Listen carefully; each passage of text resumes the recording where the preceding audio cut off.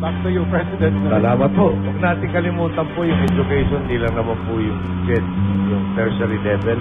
Meron din po tayong DepEd na kasama, meron din po yung TESDA. Baka pwede yung tingnan kung gaano kalaki yung inalaki ng budget po ng DepEd. Para maalala po natin na hindi pinapabayaan ang edukasyon.